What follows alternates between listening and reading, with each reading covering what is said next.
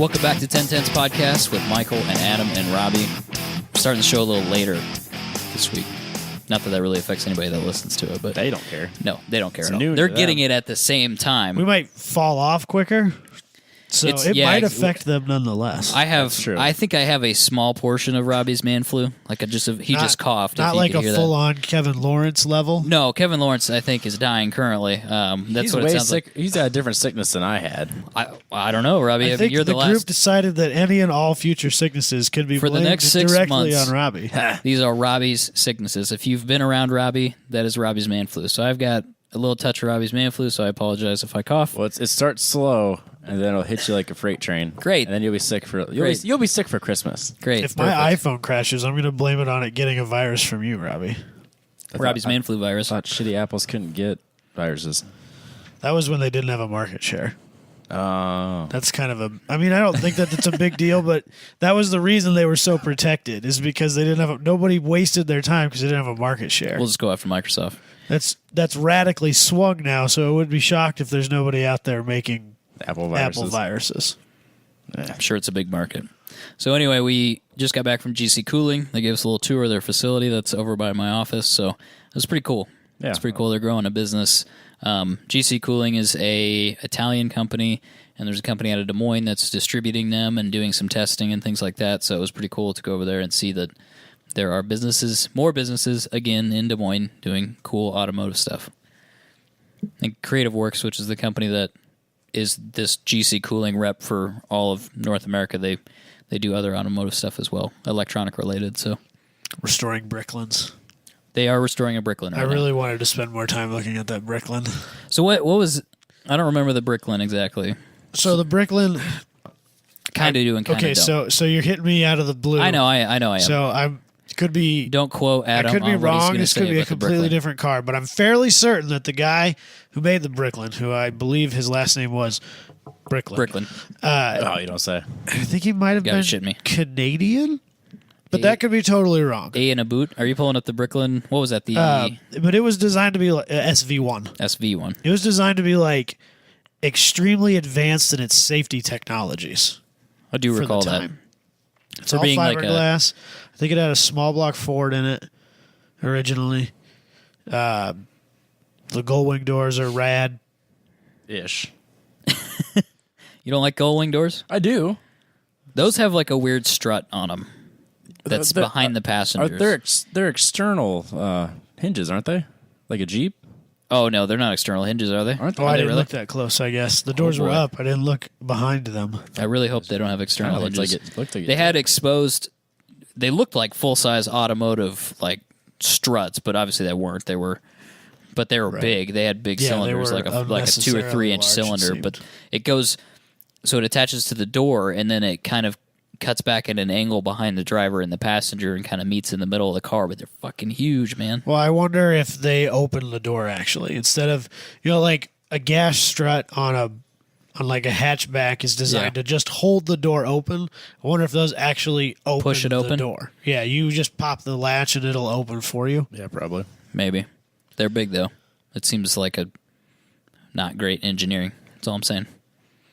Are you But looking they're super cool because they're super weird and obscure. I don't know if they're super cool. Nah, I'm super. Kind of like a haggard Datsun.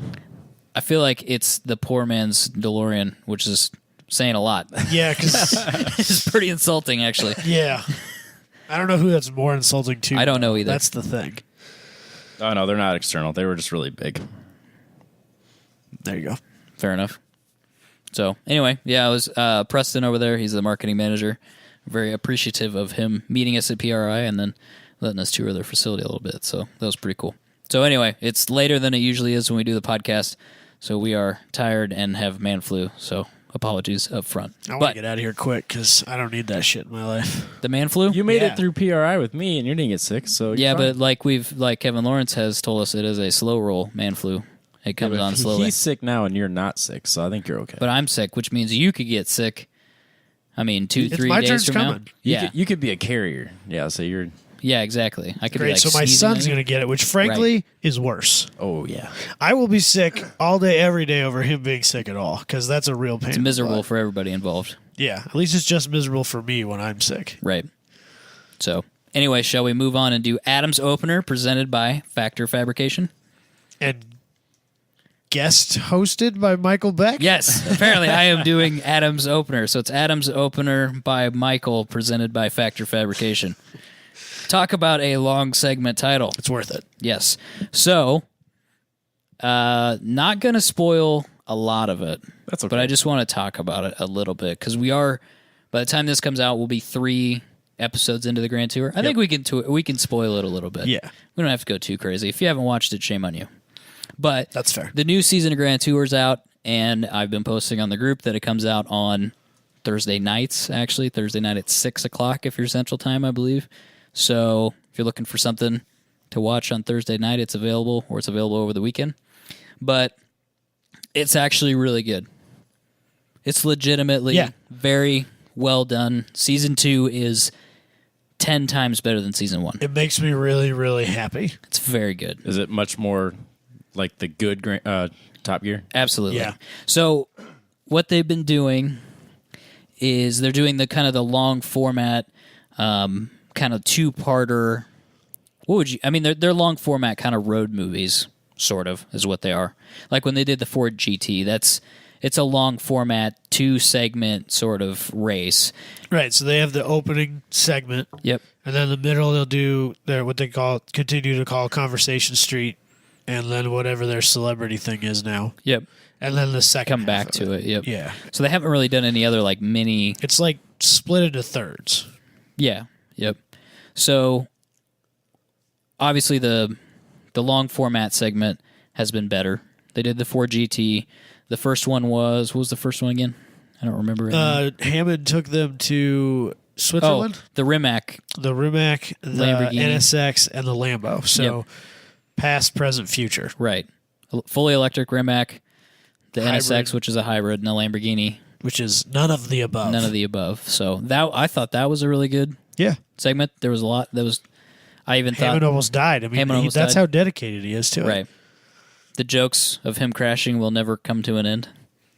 But Selling ad space on the bottom of his car. Yeah, it's pretty funny. But I like the Rimac. It's cool, though. It was cool. It's cooler than I thought it was going to be. And it is fast. Stupidly fast.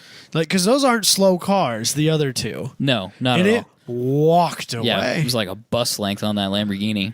But isn't it like 1,100 horsepower or something crazy? Yeah, like that? I mean, it's horsepower equivalent is significantly higher than either of the other two plus cars. instantaneous torque, et cetera, Right. et cetera. Yeah, like it was kind of bringing a gun Right. to a knife fight. Yep. But part of the joke the of the supercar world. whole segment is that there's only one place they can go because he has to charge his Rimac Right, every day. yeah. So that's kind of where that goes. But Conversation Street is not painful. No, I didn't feel like it's it was a back lot to true better. form. It's great. It's more like the news segment from Top Gear. The Conversation Street stinger, I wonder if they left that in just to be Gotta have a kind name of for funny. It. It's fine. It's Yeah, what are you gonna that call it?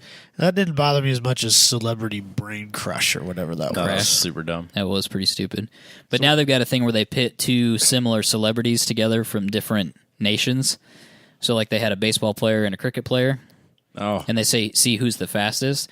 But I actually really like the driving thing now, which they have a Jag F-Type with a cage in it, and they do a rallycross. So they call it a track that wasn't finished. I don't know that's what the it is joke, exactly. Is that they built a track, got it half paved, and then had to start shooting a show. So they said, "Screw it! Now it's a rallycross." I don't know how much truth there is to that. Part of it's gravel, part of it's tarmac. It's got some kind of real tight stuff, so those guys don't go too fast. But it's cool. I don't know. I think it's good. Segment's good. It's kind of like the old. I never really watched the interviews, but it's kind of the same idea. It's not offensive. I'll put it that way. And I kind of like the F-Type on the rallycross course. I know that it's not the reasonably priced car, but I'm strangely okay with that. I think you'll see more differentiation, although they're not tracking it from week to week, other than him saying, "You're the fastest person we've ever had." They don't have like a leaderboard anymore. It's a week to week. This person won, this person won, this person won format now. I think they'll probably. I would be surprised if they don't end up with a leaderboard. It was just kind of hard to have a leaderboard when nobody was on it. I wouldn't be True. surprised if week 3 they might have a leaderboard. They'll throw those people up there, but they're still pitting the 2 that are there today against each other. Or even next year they come back and Hey, here's like the that. thing. Yeah. Yeah, Here's they where have you- actual finished They got, course. 14 people. No, I think they're going to keep doing the rallycross. Okay. I think it was just a joke. I think they want to use the rallycross format, which I'm assuming Jag gave them that car.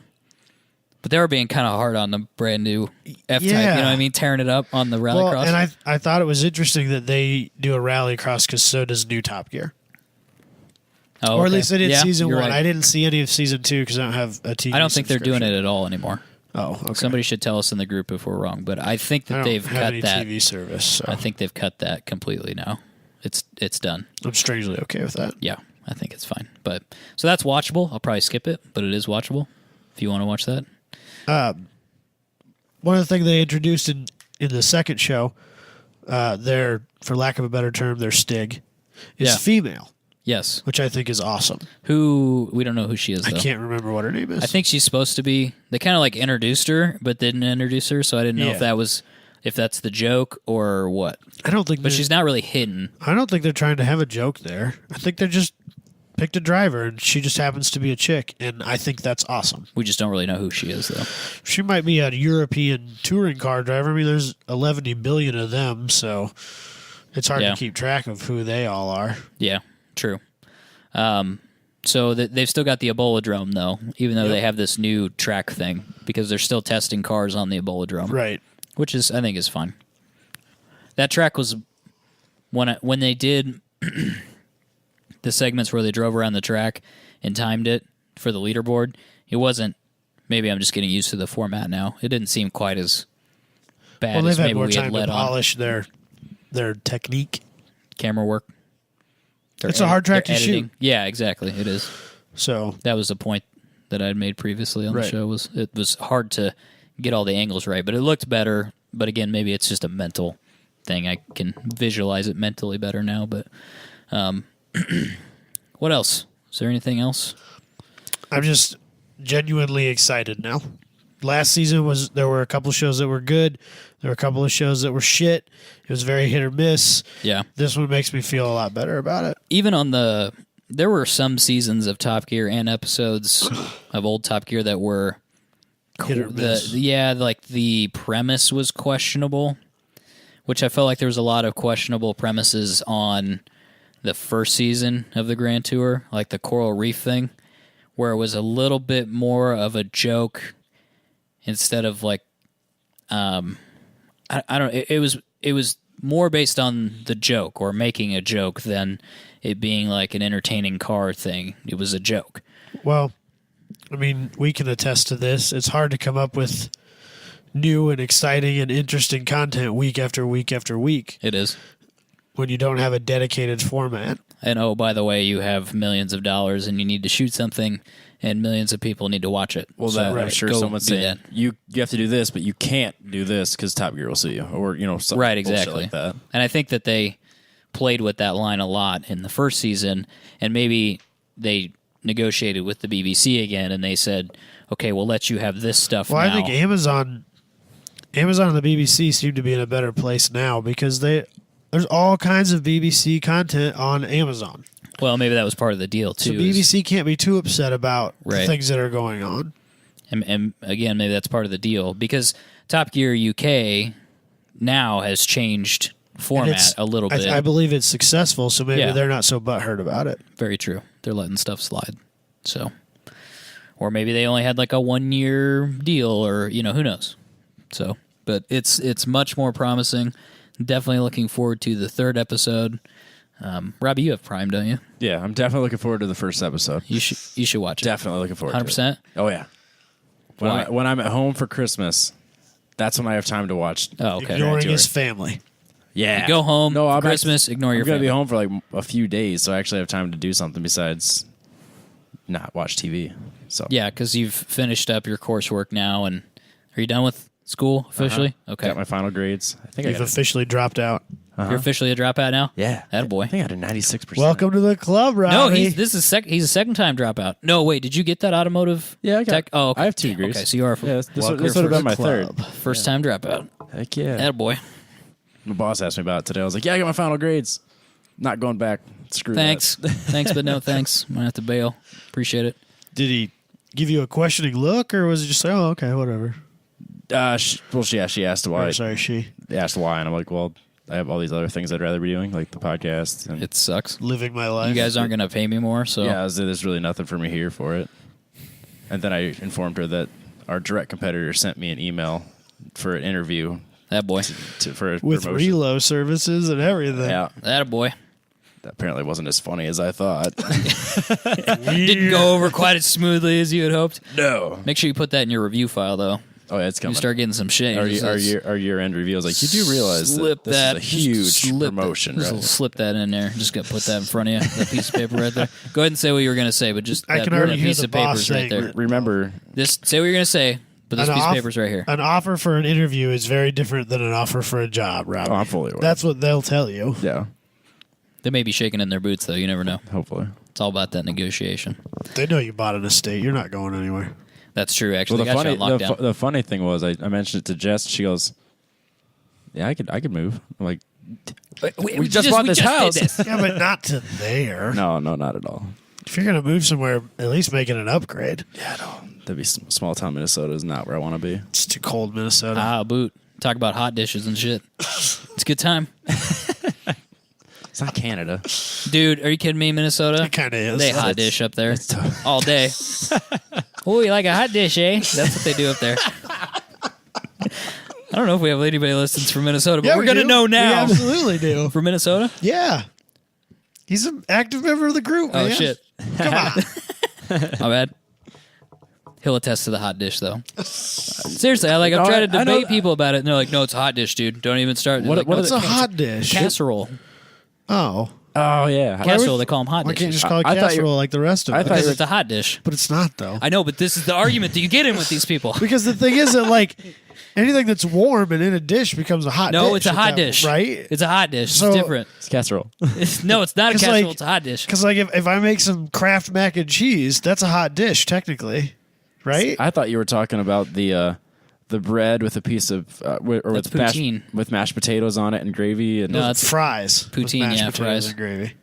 That's No. poutine. That's we call it very shit on a Canadian. shingle. What do you? What, Well, they I call mean, it something let's in be real Minnesota. here. It's kind of the same thing. Yeah, I don't know. They call it something different too. We argue about that. Yeah, but I don't know that that's where you want to live. So I don't. I can appreciate It's that. cold. Every time I've ever been there, it was miserable. It's been way too cold. Thanks for sticking around. Actually, it's a good idea it's interesting that you bring that up because Spencer was just talking about how on episode 99 we're going to shut this bitch down. It's This over. This Robbie's- is it. It's the Robbie's last one. moving to Minnesota. Robbie's moving to Minnesota. It's over. It's okay, Spencer. We're not going anywhere. Robbie chose the podcast over Episode School. 100 will fame be and money and school and all of the above. Yeah. Episode 100 will be a casting call for replacements. Oh, I see what you're saying. Yeah, it'll be no big deal. No, Robbie's not going anywhere. Nah, it's fine. We may or may not have a big announcement on episode 100 though, which I alluded to before. So I guess people are just gonna have to stick around and see what happens. Gonna have to wait. They're just gonna have to wait. I'm nervous, to be completely Nah, honest. come about on, it. It'll bro. be fine. Be excited. Step up my game. So before we move on, I also watched Talladega Nights, The Ballad of Ricky Bobby. Yes. It's fucking terrible. That movie's Terribly awful. awesome. That movie is awful. So I Have you watched never before. seen it No, I before? had seen it before, Oh, and I okay. thought it was funny. And then I watched it now, and it's terrible. But it's still funny. It's still pretty funny, but it's a terrible movie. That's kind of Will Ferrell, though. Yeah. What's his Jean Girard? What's his name in real life? Sacha Baron Cohen. His accent is the worst French accent I've ever heard. That's the point. I know, but like he has his partner, his husband or whatever. His accent's like actually French, and then he just like slurs his words But together. that's the joke. Because isn't he from, like, Eastern Europe? No, he's from France. He's No, Sacha Baron Cohen Oh. is actually... He is he's from the UK somewhere. Oh, is he? Yeah, I think I was so. thinking he was from, like, former USSR area. I don't think so. I think he came to maybe. I think he became popular in the UK That might be. before he started making crazy movies for the American market.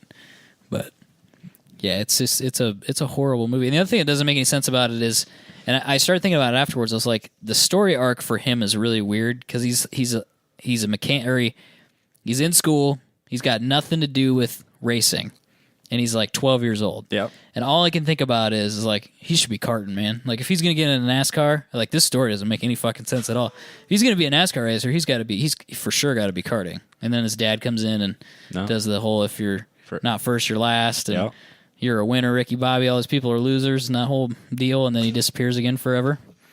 And then he's the mechanic, or he's in the pit crew. He's in the pit crew. And then the driver is like, fuck it, we're in last. I'm gonna go get a sandwich. And then they put Ricky Bobby in the car because who wants to go fast? He's like, I want to go fast. So they put him in the car, and he gets like third place or some shit. He's just naturally talented, man. Some people just have it. No, apparently, yeah. According to the movie, yeah. Some people can just hop into professional level sports and be elite. I've heard that in like baseball and NBA and stuff works like out that. in real life all the time. Yeah, All the time. So, anyway, the story's awful. It's got By awful, you mean awesome. It's still kind of funny though. Like the whole thing with the interview and the hands, that's still funny, and the guy that owns the team is Don't put that on me, Ricky Bobby. Yeah, the whole Tom Cruise thing, all that stuff's still pretty funny, but it's a terrible movie. And you watch Will Ferrell movies for the one-liners? See, I don't watch Will Ferrell movies because I don't like Will Ferrell. Right. I think, what was the other really big one he had? Step Brothers? Anchorman. Anchorman is acceptable. Step Brothers is acceptable, but that's kind of it for me. Yeah, that one grew on me. I don't really want to go anywhere. Semi-Pro is probably one of my favorites. Is it? I love that movie, too. Is it the same? Or no, not Semi-Pro. Blades of Glory. Hell no, that's the worst one. Oh, like that I don't one. even. It's hilarious. I've refused to watch that one. Don't watch it. So. Did you see the video that's floating around on Facebook? It's the fight scene from Anchorman, but somebody put like European car manufacturer logos over the people's faces. No, I've not seen Oh my this. god, it's super funny. I'll have to find it. I don't even the fight scene with who was the other famous guy that was in that? He was like He's the guy from Dodgeball. Spanish Can't think of his newscaster. name though. Yep. Anyway, it's Wait, where they're in you the talking parking about Ben lot. Stiller? Yes, Ben Stiller. Thank you. Yeah. Yeah, so His best character is when he's a freaking weirdo. Yes, I agree.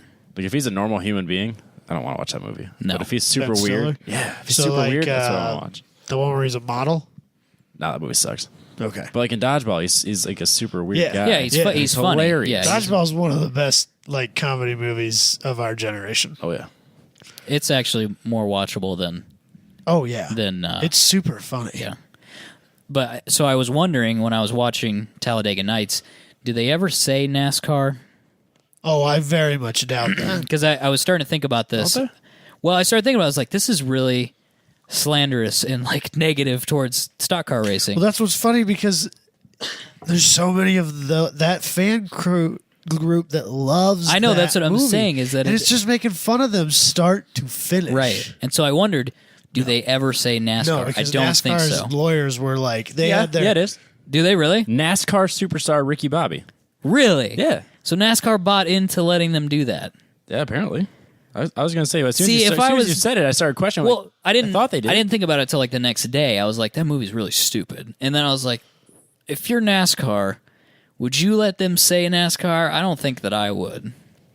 If I was NASCAR. I wonder if they're protected under some sort Well, of they had the whole, parody law or something. Well, they had like the the NASCAR news or the anchors and stuff. They Yep. were they had the announcing. But that was like Dale Earnhardt- ESPN. Yeah, Dale Earnhardt Jr. and stuff were on there. I Yep. mean, they were in on it. I feel like you could skirt it, though. ESPN's probably not going to tell you no. No matter how stupid it is. They'll probably let you do it. Dale Earnhardt, he could be in on the joke. He might come in. You have some cars that are stock cars that look like NASCAR cars. We call it stock car racing. They talked about like Indianapolis Motor Speedway and all the tracks, and so you could kind of finagle it so that you didn't ever have to say it. Call it the Cup Chase or whatever. Yeah, he's literally racing the NASCAR circuit. So Okay. Interesting. All right then. It didn't backfire, like you said, because people love that movie, but it's really not very nice to people who like stock car racing. No. Not even slightly. That is it for Adam's Opener presented... No, wait. Adam's Opener... Featuring Michael Michael Beck, Beck presented by Factor Fabrication. Fabrication. this week. We will go back to the old way next week, I think. Yes, Factor Fabrication, factorfabrication.com. Our buddy Booney, he's a big fan of our show. He's active on the group. He does a lot of custom rad fab work. Pretty much everything he does is custom, commercial, residential. He makes furnishings for your house, stuff like that. He's a pretty rad dude and incredibly talented. I was flipping through his Facebook pictures and stuff. There's a huge array of stuff. Yeah, he can build a lot of. It seems like it's one of those. You come to him with an idea and he'll figure it out. Right. Which is really, really cool. Yeah, exactly. I mean, yeah, that's the long and short of it. It's custom fab. And he's got a woodworking shop in his shop. He toured me around the other day, and it's cool. He's very good at what he does. Factorfabrication.com or Factor Fabrication on Instagram, for instance, which is what I'm looking at right now. Some cool stuff on there. So check it out. Give them a follow. Supporters of our show, and we are always very appreciative of that. Should we do the topic this week? Let's do a topic. Do you have to keep going? My man flu's acting up. It's kind of funnier if you keep going. I'm trying. I'm really hard to keep. Robbie's loving this. What's that like over there? I'm struggling. Take a drink of your kombucha. You'll be all right. If this goes just like the drive to Indy went, There we go. By the time the show's over, you're like, hey guys. Luckily, this isn't 7 hours. Right, and I don't have to meet anybody Despite afterwards. popular demand. Is that a challenge? Want to go all night? We'll No. do it. Robbie, I'm I have tired, work in Robbie. the morning. I'm very tired. You're halfway there if you just stay here all night. No, I've Podcast. pulled enough 24-hour runs this It's not worth it. Nah, that's I'm not. good. That's not. Okay, so the topic this week is what did the factory get right and get wrong about your car? Adam, you misinterpreted this somehow already. Well, I don't didn't know. really I don't know how. misinterpret it. I just yeah. Instructions were vague. I wasn't so much because my thing is the car I think of when I think of these things is the Omni, and a lot of the things that are quirky and right and wrong about it are not factory so much. Oh, okay. So you okay? You had non-factory things. So I was just kind of thinking of the car I currently own. What quirkiness about it is good or bad? So I looked at the cars that I own, and then I looked at the things that were fixed now, and that's how I backed out what the factory got wrong. Does that make sense? Yeah. Okay. Do you want Robbie to go first? Because I've never experienced my Omni in factory form. Oh, I suppose. I can see that. So I don't really. There's times when I am working on that car and realize that what is on this car is not factory, and I thought it was. So that makes it a little bit difficult for me to do that. Bro, you got the Blazer and the S10, though. Right. Yeah. Right. Which they're similar. Yeah. You can put a list together. Yeah. No, I have a list. We're Okay. still good to go. It's no big deal. But So who wants to start then? Robbie, would you like to start? Do you want to do one car? Do you want us to do one car and then? You just do one car, and then we can keep going. Do a little circle. Yeah. Well, we'll start with the 240. Okay. Pros. It's rear wheel drive the way God intended. Yeah, right, exactly. oh wow, The listen to baby this Jesus, guy. as Ricky Bobby would say. Jesus Yep. Christ. Exactly. If he drove, Wow. a race car, it'd be The rear wheel 8-pound, drive. 6-ounce baby Jesus. Oh yeah. Yep. Just dreaming about racing rear wheel drive cars. Yep. Doing burnouts. Going I mean, fast. who wants to do Not- it? As first, posted on the last. group today, turboed Civics. Yeah. Maybe if you make it rear wheel drive and drift it. Says the guy who doesn't want to do drifting anymore. Yeah, exactly. Not with that car. So, okay. Rear-wheel drive, what else? The curb weight is 2,762 pounds Okay. from the factory, which is very lightweight. It's very hard to do anymore. Right. Because that's like a reasonably sized car. Yeah, it's not tiny. You know, people always say, oh, my EF or my CRX, they weigh nothing. Well, yeah, it's because There's nothing to it. they're 2/3 scale compared to the 240. Yeah, the Miata is, isn't that like 2,300 pounds? I don't have it. You're probably pretty close, we're yeah. probably going to make somebody mad, so That's I'm not fine, I even don't gonna care. go there. But yeah, they're like 2/3 scale, so Yeah, it's a little it car. should be lighter. Yeah, for how normal size as a coupe the 240 is, 2,700 pounds is nothing. I Right. mean, and No. you strip it out and LS swap it, and it's still you could drop it to 2,500 easy. It's a reasonably sized back seat for a 2-door sports car. Yep, you can fit humans back there. Yeah. And I mean, I've had 4 people in that car yeah. once. Well, Not I mean, anymore, not with the yeah, race seats, You but- have fixed back seats, but that's different, you know. back when it was stock, yeah, you could fit people back. Right. What else? It's usable in any automotive discipline. So like if I came up to you and said, I bought a 240 SX, I'm building it for blank. I could not be surprise you. Like you'd be like, oh yeah, that makes sense. Yeah, drag race car, that makes sense. An autocross, drift.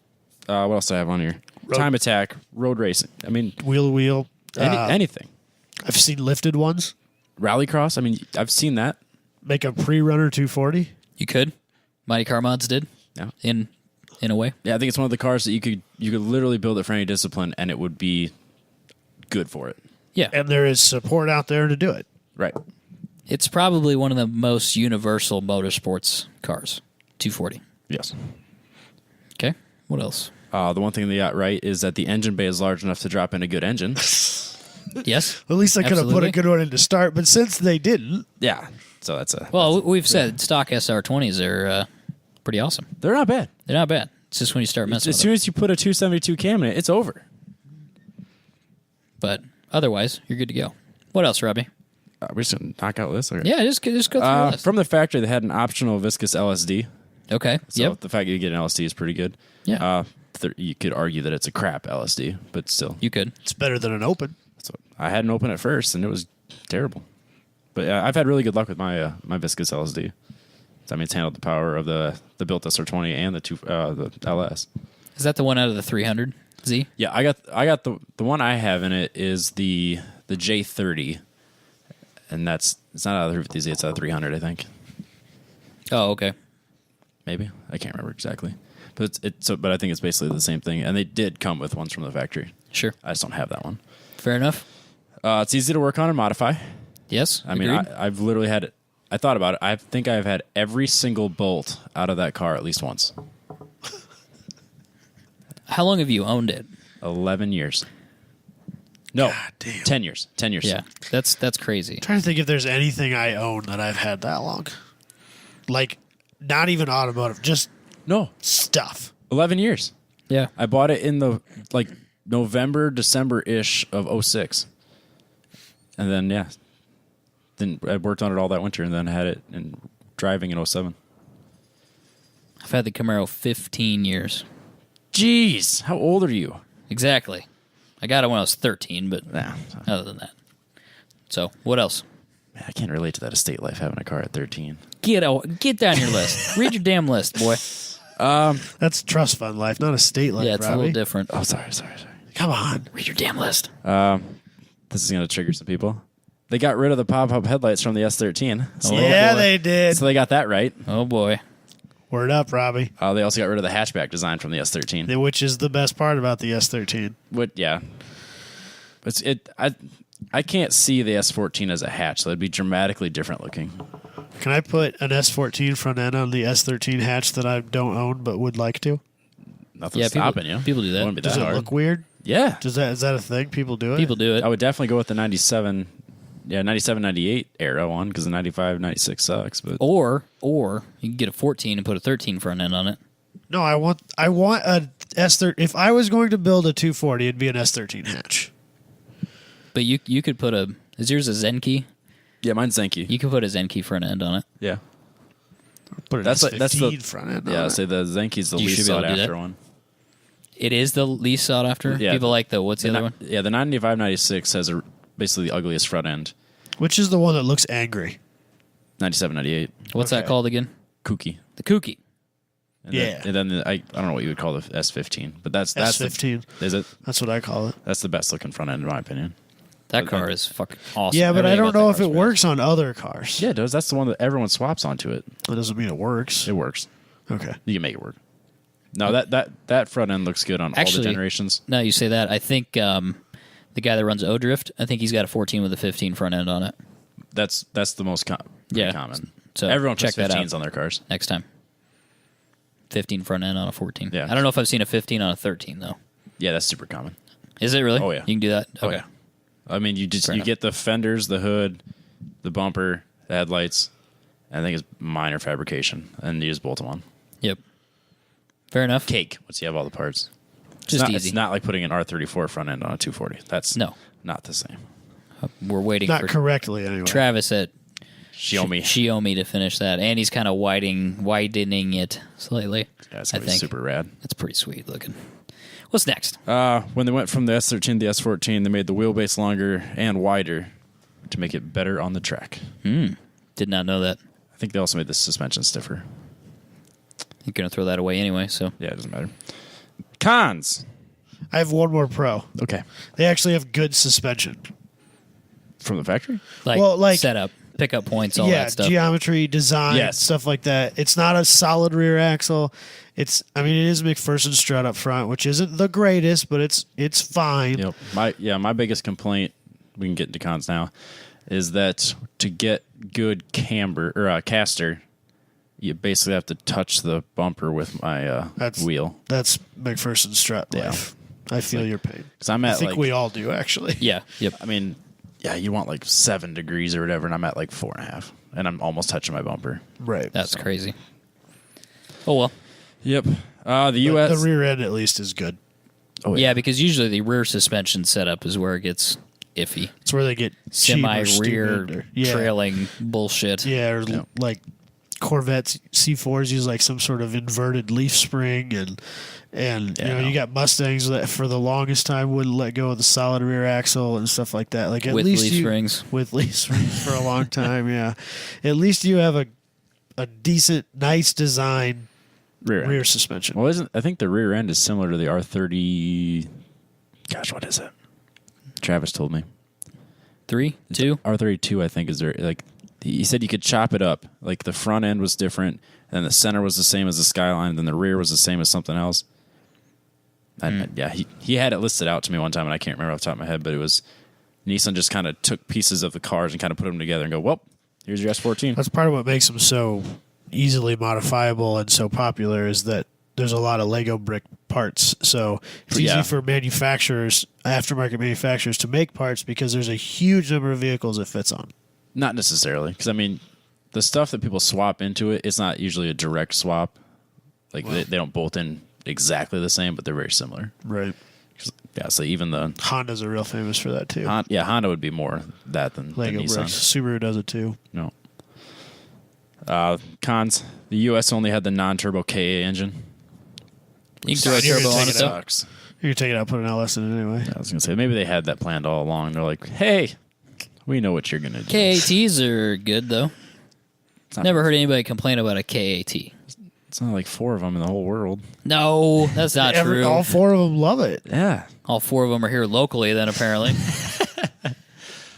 I'd say KAT's a better motor than an SR20. Yeah, they're more torquey.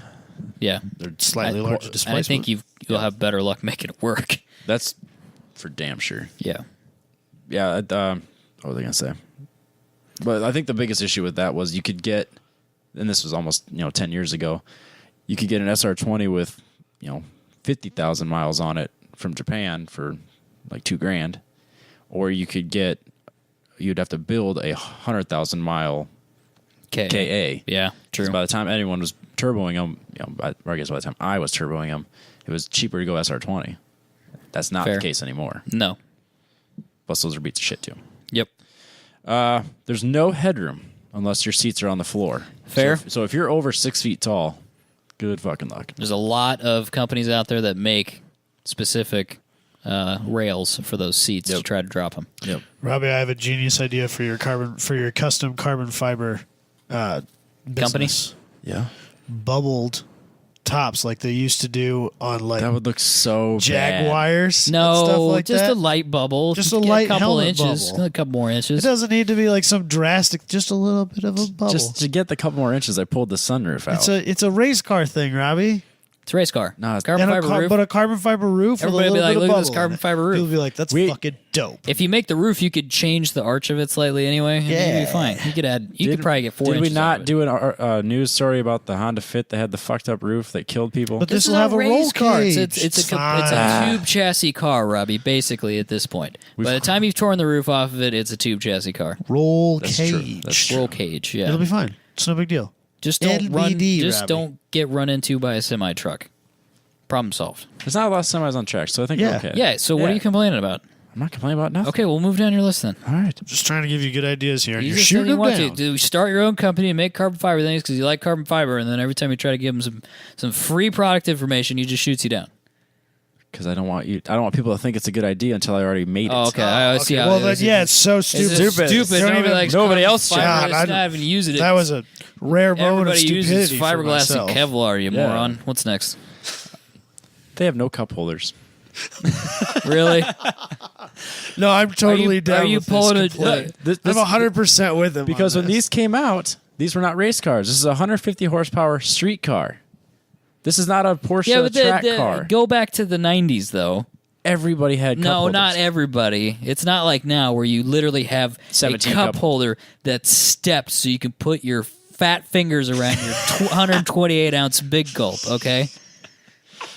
Go look at new cup holders. They're literally stepped. Oh, I know. They increase in size as they move up because the bottom of those cups you get from the big gulp. Quick Trip. Well, Get does your- everybody have Quick Trips? Getting your rooster booster on. Well, whatever. Convenience stores are like they increase in size at the base for your stupid fat fucking hands. Anyway,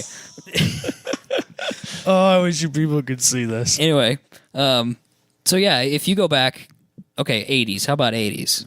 You're not going to find I any. don't own an 80s car. Well, you're not going to. Almost no cars from the 80s are going to have cup holders.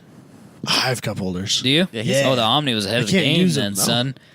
I can't use them. I don't think the RX-7 had cup holders. Pretty sure it didn't. But mine was in a family economy car. It's true. Of course it had cup Not in a holders. sports car. You got to have a place to put the bottle. That was probably irresponsible to have cup holders in a sports car back Right, then because it would right. distract you Right. from the driving being experience. sporty. Yep, exactly. That's true. It's just extra weight. It is extra weight as well. Yeah, as a track car, there's no need for cup holders. But since I'm driving to and from the track, it's nice to have a place to put my Mountain Dew. For now. Besides this fucking center console.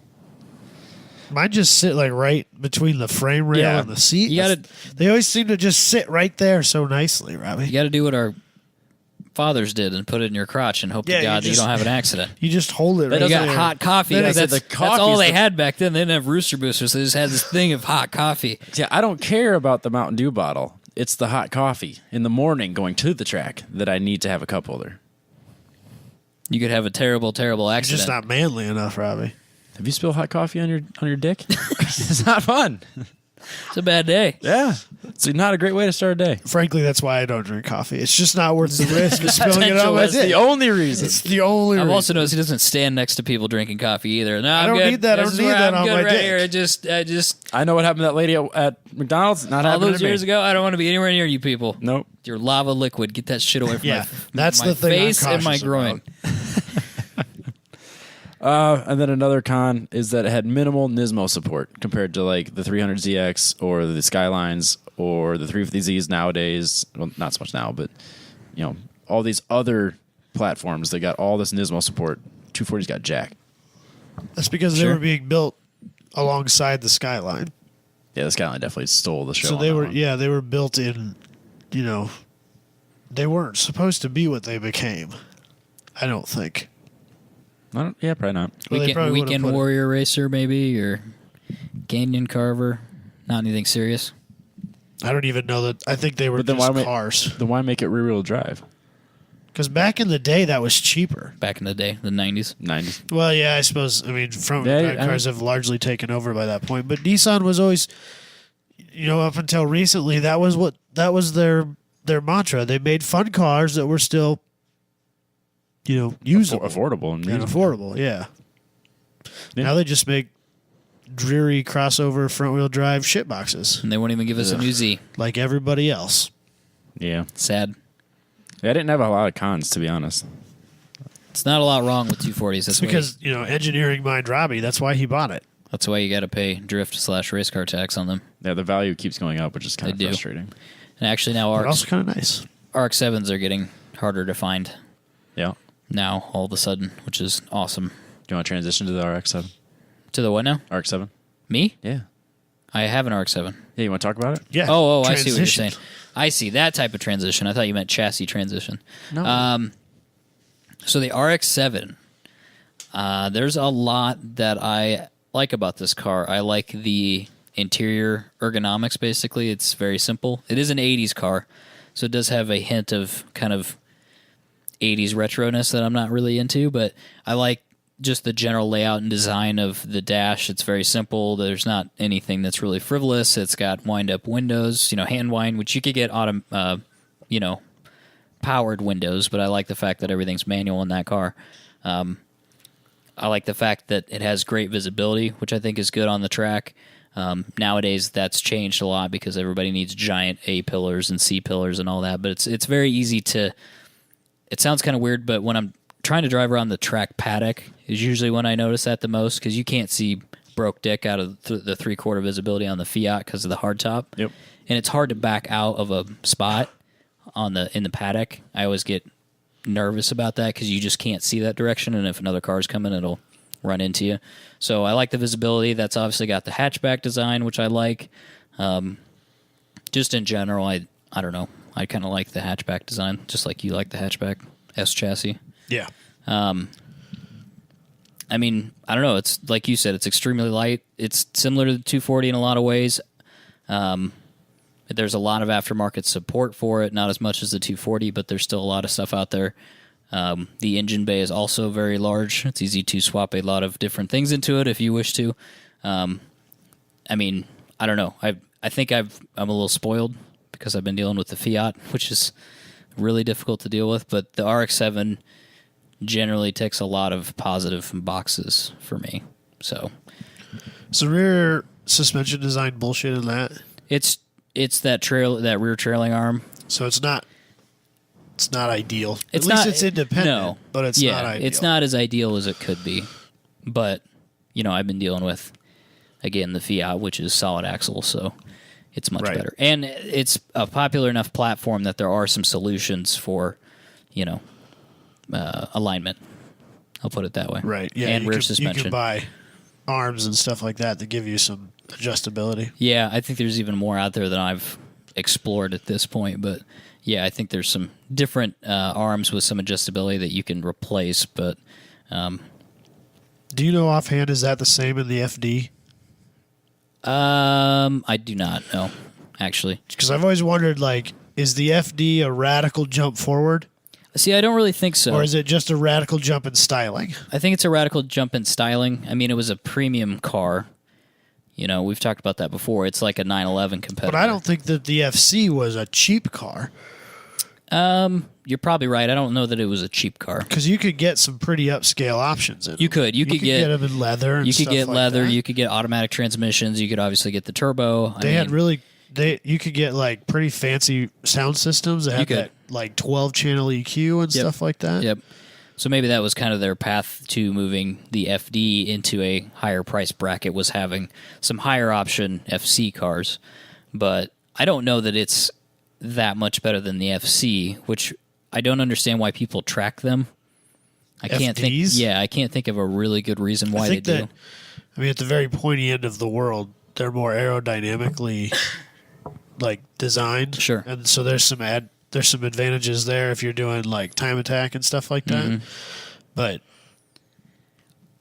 I didn't know if the suspension is radically different. I don't think it is. Not from what I've seen. A nice A-arm setup in the back instead? Or? Maybe, but I don't know that for most people that's really gaining you anything. For most people. Right. We're talking 99% of people. But I see people our level trying to track FDs and stuff, and I just don't see the point.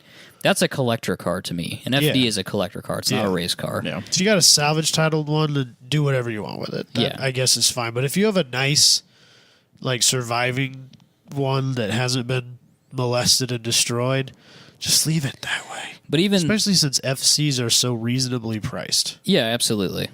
And I think that's unfortunate. People have figured that out because I'm having a hard time finding one. Just like a shell, just another shell to have if something happens to this one. But I mean, even compared to the FD, I feel like the FC is just very simple. It's engineering elegance through simplification. It's kind of Mazda's mantra. Yeah. And look at the Miata. That sums up most of what's right with that car. Is it's not over-engineered. But it had existed in a time when you didn't need crumple zones and you didn't need, well, the cars weighed less, so they didn't have to have quite as much rollover protection. And, there's a lot of reasons why cars have changed in the last 30 years. It's crazy to think that car's 30 years old, 31 years old. But so, I mean, it's simple. It's just very simple. And I like that a lot about it. Obviously, the things wrong with it is it's got a rotary in it. Yeah. That's the main one.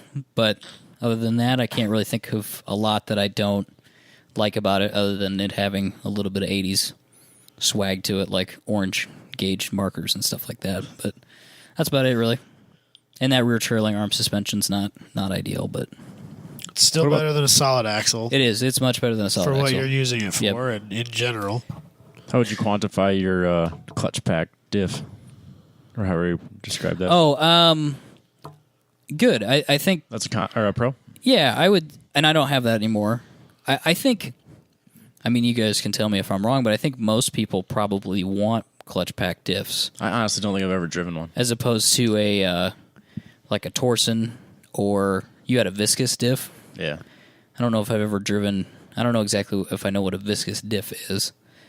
I mean, it must work just like a. Does it work just like a torque converter? Yeah, I honestly I can't describe it. I know you can shim them. Okay, well, that sounds like a clutch diff then, like a clutch pack diff. Yeah, I I'm not think sure. that they're similar in design, but one uses fluid instead. So I think your Well, torque mine converter uses fluid too. might. Now, see, I don't. Limited slips have been something I haven't worried about enough to do enough research on them to know any Robbie's differences. gonna look it up here real quick, but I think it's perfectly fine. The only reason that I had problems with mine is because, again, it was 30 years old. It's just like having a clutch in, behind your engine for You your have to come into transmission. that stuff with some expectation of failure. Yeah, absolutely. And you're literally talking about, these are literal wear points. These are designed specifically to wear against one another and grip, and that's how you create your traction. Well, you were So- also kind of using it outside of its original intended function. Yeah, I was being a little mean to it. There's no doubt, but it was worn out because it was doing that banging thing where Right. it would engage real hard, and it's the clutch packs were worn out. It is rebuildable. Now that I've been inside of it, I can see how you would rebuild it. As far as having the parts available to do it, those are getting pretty slim. And you can buy the differential itself. Like you could go to I don't know if Mazda Speed sells one still, but you could pick a differential. OS Geiken, I think, makes the differential I'm sure itself. they do. OS Geiken or So you could Taz. just buy the diff itself without the housing and swap it, and off you'd go. They're like $1,000, Yeah, because but you could do that. Yeah. I don't think they make a thing that's not. So that is an option out there available to people if they want to do that. But I think the design of that diff is probably ideal. I think that's what you would want. Yeah, if you wanted an LSD. Yeah, they say the viscous is the alternative to the clutch pack. And Oh, is the it? clutch Okay. pack's actually better. So it is different. Yeah. Okay. I mean, it's if you look at a drawing, I don't have a whole lot of information in front of me, but it looks like they're quite similar. Okay. So something is slightly different in the design. But I've not had one of those mechanical diffs before, those Torsen style differentials. I've never experienced one of those. Right. But I've not heard great things about those. They were available in the RX-7. I don't know what years, but there was a switchover, I think, in the FC, maybe when they went from the S4 to the S5, where you got a mechanical differential, and people, I don't know if those are rebuildable or if there's something about those people don't like, but they're not as desirable. So, but yeah, there's not a lot that I don't like about it. But again, I think I'm spoiled because I've gone from something that was so difficult to work on and had so little aftermarket support to this, Right. where there's tons of information available online. There's tons of parts. I can just go out and buy suspension when I need suspension, and there's different options. BC's got suspension. Fortune has it. That stuff's out there. The aftermarket support's there. So, just rotaries, just that normal stuff. What do you got, Adam?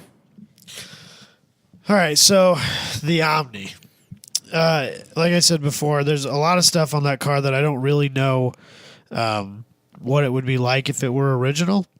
And so there's probably a lot of things that have already been fixed on that car that I don't even realize. But a couple of the pros, as a front-wheel drive car, it has very minimal to no torque steer because they use this like equal half shaft or equal length half shafts. Sure. So the drive shaft that goes over to the passenger side of the car is actually two pieces, and the outside piece is the same length as the one on the driver's side. And for whatever reason, that really, really cuts back on torque steer. Okay. Apparently. That's what they tell me. And I can attest to it. The car has almost no noticeable torque steer. So that's nice. Very intelligent. It's a good design. Yeah, for the day.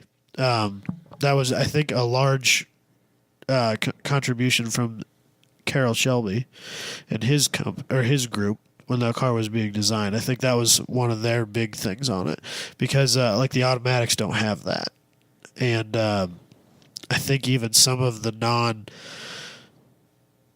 I want to say that I know it's in my car, but I want to say it didn't come with it.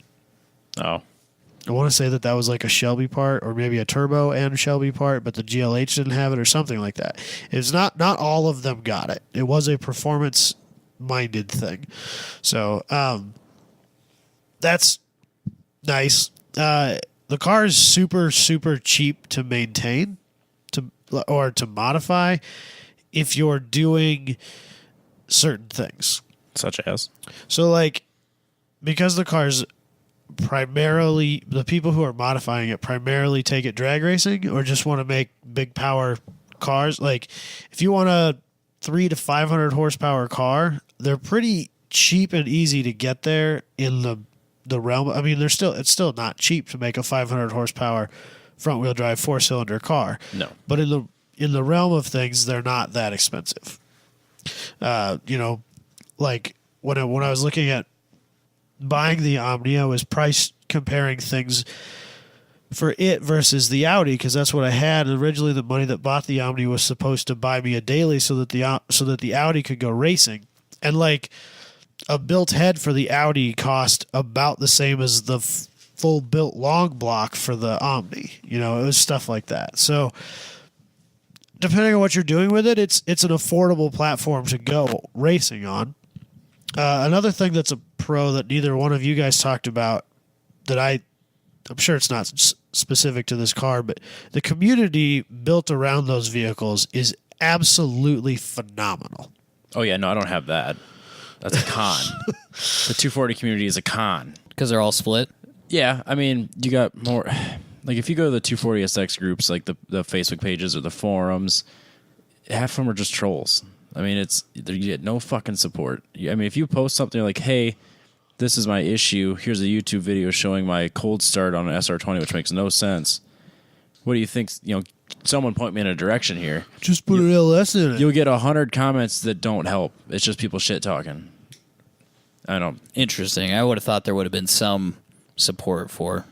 You'll have like the 240. You'll have pages that are specific to it, but like you, as a forum or like as a large community, absolutely not. I know when I was doing my Volkswagen Audi life that like if you went to VW Vortex and expected help, you were going to the very wrong place. Yeah. But I found that there were really small forums that had like 30 members and 28 of them were brilliant, and the other 2 was me and one other guy who just bought the car and happened to find this forum and we're just trying to learn. And those were really helpful places, but the big forums were total shit shows. Surprised. But like the Facebook groups, you make a post on there, everybody's stupid helpful. Yes, not the case. It's just incredible. And like it doesn't matter what you're doing with the car. Some guy just joined one of them that I'm on. He has a Rampage that he does land speed racing with, and he has a diesel Volkswagen motor in it. Damn. And you think that would really piss some people off. People are No. like, that's fucking awesome. Rad. And he's asking questions like he needs there's a factory headlight cover that would make the front end of his nose cone of his truck or whatever you want to call it more aerodynamic. And it has to be a factory part in order for it to be class legal. But he doesn't know what the part number is. He can't find one. He's been looking for years. Makes a post on there. There's like 6 people that help him out. Somebody's even got one. Next thing you know, he's got it on the way. Perfect. And it's really nice to be able to, like, I know if I'm having a problem, I can make a post and, like that car was totally new to me. It was not a chassis or a platform that I was at all familiar with.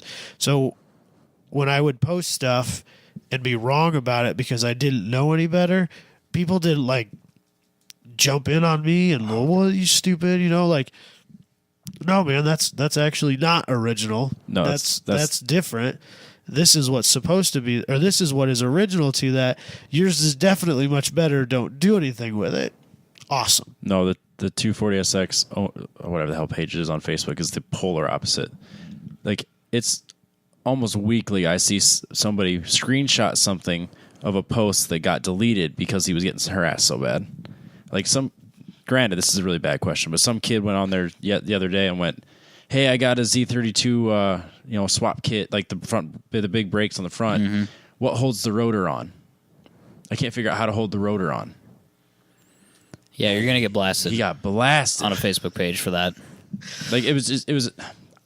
I don't know the context of the question. I'm assuming he wrote it wrong. There's something missing. Like, there's a disconnect between what he wrote and what he was asking. Had to have been, because how else do you hold the fucking rotor on? But he got harassed so bad. I bet he's not even on the fucking page anymore. Really. So I think the big difference between the Turbo Dodge community, as I call it, despite the fact that I don't know Turbo Dodge, it's a whole different story, and Robbie's 240 community is, number one, I think that most of those guys are older than me even. Yeah. Most of them are in their mid-30s and up. And so they're just a more mature, understanding group in general. The other thing is that most of them own like 12 of these things. They know everything about them. Yeah, and so they're genuine. They didn't buy a 240 or they didn't buy an Omni because it was the cool thing to buy. They buy them because they love them. Yeah. And so they just want anybody else who has one to keep it alive too. There is some of the, I would call it almost desperation in the Fiat community of like, absolutely. We got to keep this. If somebody's interested, we got to help them because this is important that they learn about this and become passionate about it so they can continue to support the platform. Somebody a week or so ago posted on one of the pages I'm on, or one of the groups I'm on, he had a Dodge Spirit RT, which is a limited edition numbered car. And it is like the king of turbo Dodges. That is the twin cam 16 cylinder. That is the king of them. He bought it. It's a little bit wrecked, but it's fairly solid. And he was asking questions about it, like how reliable is it on the track and stuff like that. And someone's like, "What's your plans here?" Like, yeah, it'll make a track day. What do you want to do with it? Oh, I'm going to lemons it. What'd you pay for it? I'll double it. Multiple people. I'll give you mine. That's not an RT. You just don't do that. Yeah, because that's a special car. Don't do that. People were like, please don't. The desperation. Yeah. It's exactly what you're talking about. Absolutely.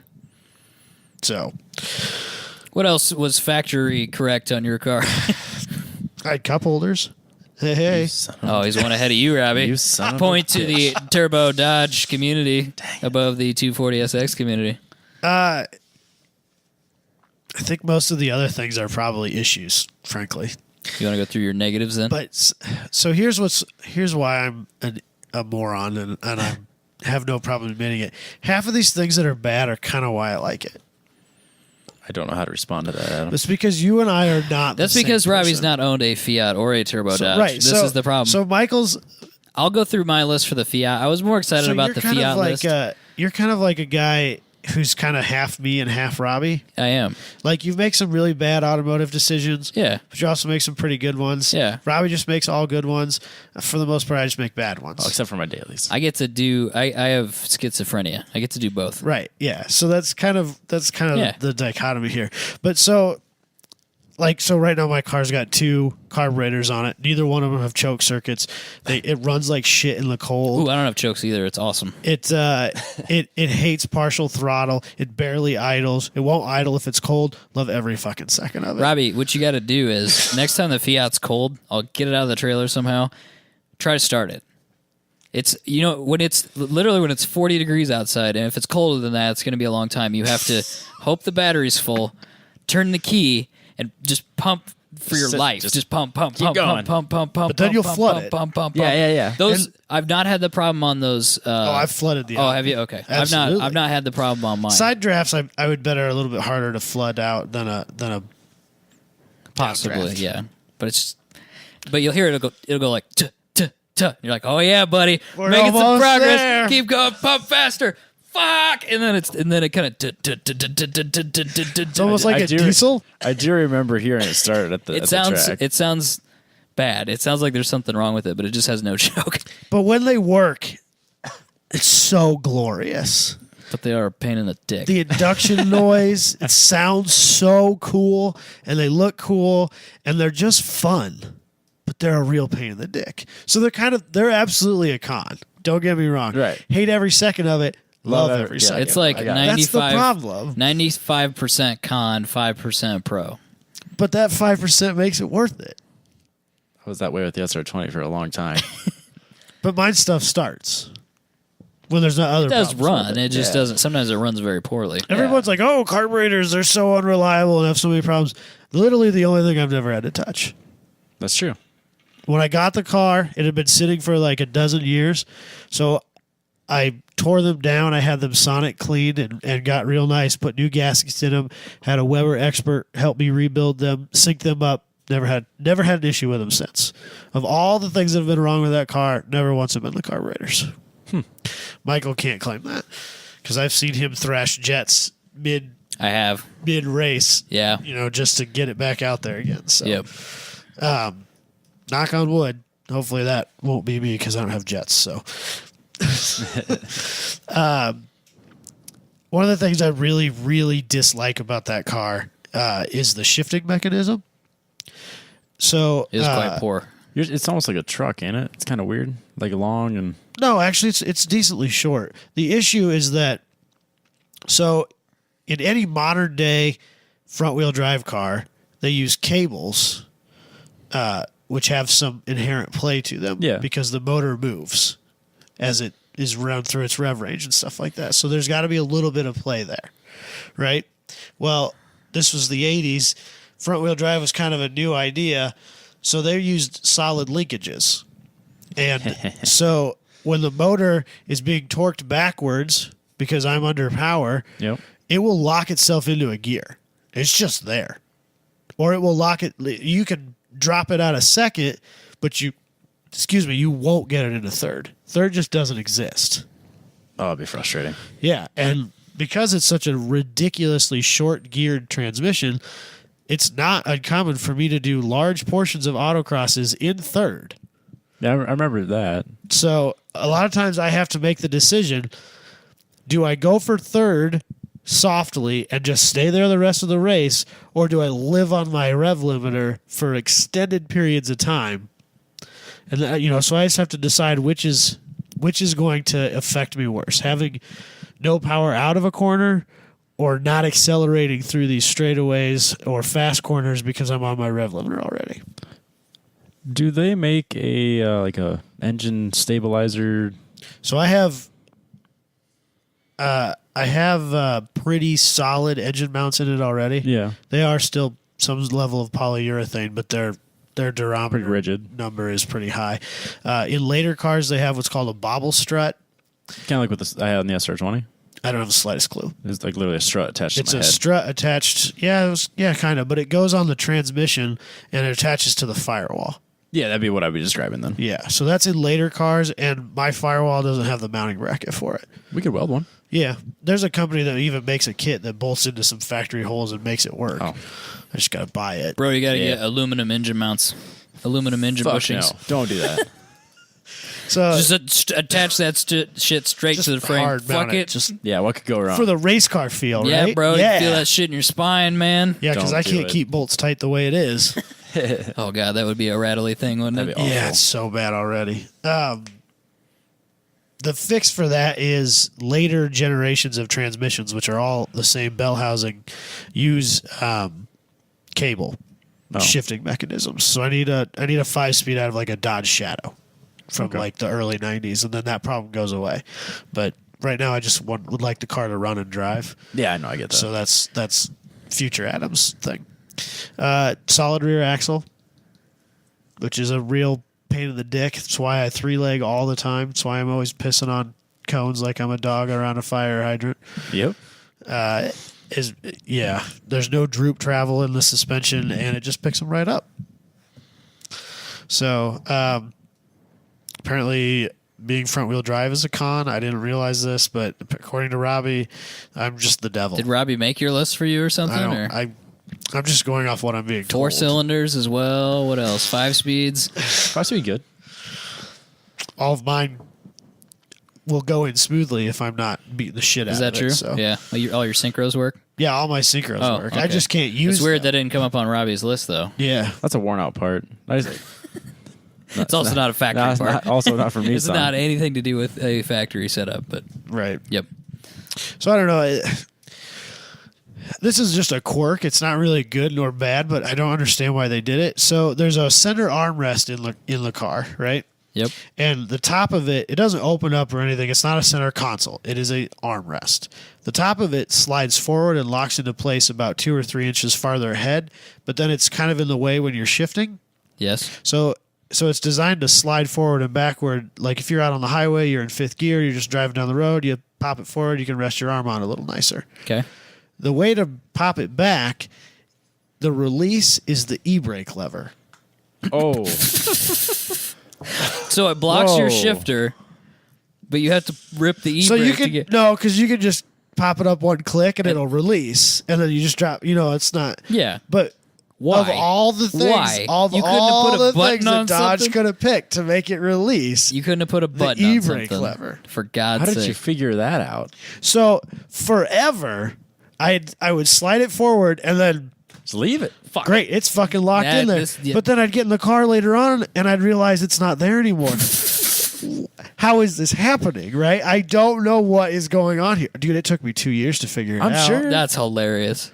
That's really fun. But $10, see what I question is, was it that way from the factory or did Bart do something to I don't it? know. That's the problem I live with this car. So, I don't know. It's just a stupid little quirk. That's a pretty funny one, though. That was what I thought of when you guys talked Yeah. about quirks. Factory Yep. quirks. Was stupid shit like that cars did. Like not being able to see a gauge when you're sitting because the steering wheel's in the way and stuff like that. So Those that are, was those my are faults. thought. Those are things that Yeah. the factory Or got when you wrong. shift forward and shut your radio off or Yep. That would stuff would like count. that. That was what I was thinking of when you guys No, I get it. Those are good. So not that I have problems with shutting my radio off because I don't have one. My voice is failing, so can I do my 2 cars quickly? Please. Okay. So, my other 2, the Fiat. Things that are right. The potential of the engine was designed by a Ferrari engineer, Lampretti. He did some V12s and stuff. The base of the engine is good, so we'll come back to that later. 5-speed manual is good. They're built for quite a bit of abuse. Some people say that they're not well made, but I don't agree with that. I think people are stupid when it comes to transmissions. Word. 4-wheel disc brakes from the factory in 1966, which is pretty impressive. There was no option for that. It was just standard. All of them had 4-wheel disc brakes. Rear-wheel drive, obviously. And then overall, the dash aesthetically is pretty good. I mean, it's pretty simple. It's wood. It's got easy-to-read gauges. They're pretty big. It's just, for the time, it was probably advanced, having a rubberized plastic dash with wood inserts in 1966 is probably good. Very Italian. Compared to my dad's 70 GMC, which is metal, like good hard, Metal on manly metal on metal, so you get in an accident without your shoulder belts and you're dead, that sort of thing. If you even have shoulder belts. Right, exactly. Things that are wrong with it, this list is longer. The seats are stupid. They don't have headrests. In the front, they didn't have headrests and they had no side bolstering. So it was just like a leather bench thing that you kind of roll around on. There's not really anything to hold you in the car. I don't like convertibles, just as a general rule. It's a convertible. I don't like the tops because they fail, which is why I actually really like my hardtop, other than not being able to see. The engine as delivered, especially in the United States, was incredibly anemic and worthless for a sports car. I think in my car it made In 1974, it made 114 horsepower.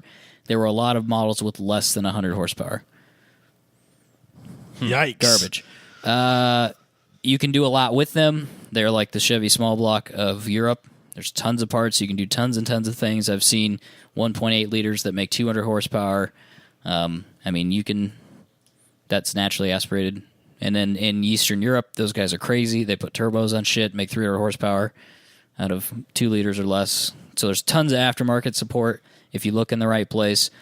As delivered, useless. Ride height in the United States was atrocious. It was taller than the other countries because of American crash test standards. I think it was actually... I take that back. I think it was actually the headlight height was too short, and so the fix for that was to raise the suspension. I don't know Just how. bring the whole car up. I don't know how you would have fixed it otherwise. Right, but yeah, there's no good way to do it. That was pretty dumb. What else? When they switched over to the larger plastic bumpers in 1975, I think it was 75, that looks stupid. Thank you, American Crash Tests. They didn't make That's enough. a pretty standard European car thing in the day. It was, yeah. All the bumpers were dumb. The early ones looked very good. They were slim. They were metal. They were chromed. They look pretty good. Taking the bumpers off looks great. It's questionable safety-wise, but everybody does it. You know, take that as you will. But mine's a race car, so who cares? They didn't make enough turbo models. That was kind of at the end of the life cycle. They sure as shit did not make enough Volume X supercharged ones. Word. Because the superchargers are $5,000 or more now. That would have been pretty cool. I think it would have been cool if they would have made more turbos. And that was a Pininfarina thing, actually. When they were building them, they put turbos on them.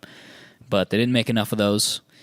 The steering wheel is the same size as one on a city bus, and it's actually at the same angle. It points at the ceiling, which I never understood. If you go, most of these complaints, if you go to the last episode of UK Top Gear with Jeremy Clarkson, he talks about, and nobody can see my hands right now, but you have to steer it like this, where you've got Like your old grandma?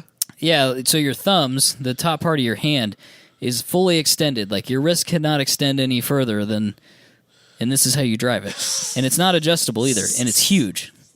So you have to drive like a bus It's very driver. bus or tractor like, Yeah, isn't it? yes, it is. So it's just stupid. So ours has a much smaller diameter steering wheel, and the steering column has been shimmed down to straighten it out.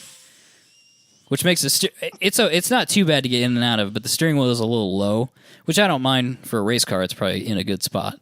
But I got in the green one because we're working on that, and I was like, oh my God, I remember this now. This was stupid. The steering wheel is just dumb. The wheels are a stupid size, 13 by 5.5, and they're a stupid lug pattern, 4 by 98. That's the big problem. Dumb. Horrible. Because So the stupid. size can be fixed, but the bolt pattern fucks you. The thing is, you could change the hubs. People have talked about it. You can get Maserati wheels for it. That sounds like a great plan. Let me import some vintage Maserati wheels. Yeah, that'll be super cheap for my race car, and they're probably made out of magnesium. Let me import this expensive Italian Maserati bomb for my race car. Put that on there. That sounds like a great I don't idea. like your negativity. Lastly, all the wires are brown. Yeah. That's Most of the wires are brown. So I'll do the TV real quick here. What's right about that? Engine is right. All-wheel drive is good. I like the size. It's not a full-size pickup size. I like the seats. I like what the seats are made out of. They got a little bit of side bolster. They're pretty comfortable. They're heated. I like how much better it looks than the regular Trailblazer. They fixed some issues with the ride height, the stupid bumpers, all that stuff. I actually like the air suspension, even though people bitch about it and replace it. It's for towing reasons and payload capacity more than like a regular spring. I don't think it's a big deal. I think people just like to complain about stuff on Facebook. Things that are wrong with it, the transmission is dumb. It's not strong enough for that engine, and it's only got 4 gears. But welcome to like 10 years ago. Just kind of wild to think about. Right? 10 years ago, 4 speeds was okay. Standard. Yep. 4-speed automatic, that's normal. A couple years from now, we'll go to 6, but for now, 4, perfectly acceptable. That was before gas was... 10, 12, 15 gears, what are we at now? Yeah, exactly. I remember when gas was $139. Well, I remember that, but I also remember when I was in college, it went from being $139 not that long ago to $350 or something. Yeah. And I had the Audi, which just loved to eat gas. As a very, real very bummer. small child, I vaguely remember it being less than $1. I do remember some 98-cent gas at the corner Casey's in Indianola. 99 cents, boy. I don't know that I ever purchased it. I'm pretty sure I didn't. No, I think I was too young, for sure. But 2007, 2006, they would have designed that in probably 2004. That was a perfectly acceptable transmission. I disagree. I don't think so. The dash is made from melted down Rubbermaid bins, which I'm not a huge fan of. The TBSS is all black, which looks okay, but it's still pretty cheap. And Chevys need to put Bose stereos and everything. That sounds like garbage. So, yeah, that's about it. I have one pro I want to talk about, one con I want to talk about my deceased S10, and then I'm done. Okay. My pro, it's the right fucking size. I like the size. Agreed. That's the size that small trucks should be. I'd like to They buy one of shouldn't those. be big trucks that are slightly smaller. They should be small trucks. That is the right size. And then I guess it's not so much a con as a quirk, and it is a self-inflicted quirk, but boosted HVAC is a real issue in that car. Or that That's truck. hilarious, is what you meant to say. To explain this to those who haven't heard, because I know we've talked about it, but it's been a long time ago. Actually, I'm not even sure we talked about it on this show. We have. Yeah, we talked about it. Yep. But when that truck ran and actually created boost, driving around, it would blow where it needed to blow. But as soon as it built any boost pressure, so the vent door that directs the airflow ran off of vacuum originally. And so when there was boost, when there was positive pressure, it didn't know what to do. It just opened them all up and blew out of everywhere. Which is pretty funny if you're riding as a passenger, because Right. you would get into boost and then all of a sudden this rush of air would hit you and then he'd come out of boost and it would go away. So the real issue with it was when you were driving down the road, down the interstate. So it was only a 5-speed, and it was a pretty short geared rear end. So it was cruising right along at 75 miles an hour. It was relatively high in the rev range. If the wind was blowing at me, if I was driving into the wind, it would build like 2 or 3 psi just driving down the road with the cruise set. Yeah. And so it would just blow everywhere the whole time, which was a real pain in the ass. So it was funny, but it was also a real It was pain funny in the- for a little while. Like, then it it's wasn't funny when I have a real passenger, old. but it's a real pain in the butt when I'm just trying to drive home. After a long day. You got a couple short ones for the Maxima, Robbie? I seriously didn't even think about You it. didn't think about it? Con. It's got a CVT. It's got that CVT bullshit in it. Yep. Everything else is a pro. It's a nice car. Is it? It is a very comfortable and nice car for like It was road comfortable. trips. I thought it was I have, excellent. I have no real complaints besides transmission. The back seat was Really. very good. Yeah, I didn't get to ride. I drove separately to Grid Life, so that was the first time I've ever been in it. I mean, the suspensions, the struts need to be replaced. They're getting worn out. Other than that, I mean, Is that's like 260 horsepower to the front wheels? I think so. You don't ever notice that though, do you? He only I uses don't- about Yeah, I was gonna say, 102 of them. I really Yeah, don't was gonna- beat on I it was at going to all. ask if He's I got in terrified of trouble. it. I got in trouble for using the cruise control accelerate. I was in cruise. You engaged cruise too soon. That was the issue. Well, no, maybe, but or it was a speed change. Regardless, It's I was 290. Is it? Wow, it's crazy. That's a lot. 290. Yeah, I don't really.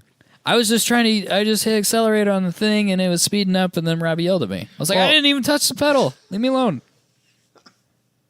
Relax, dude. What?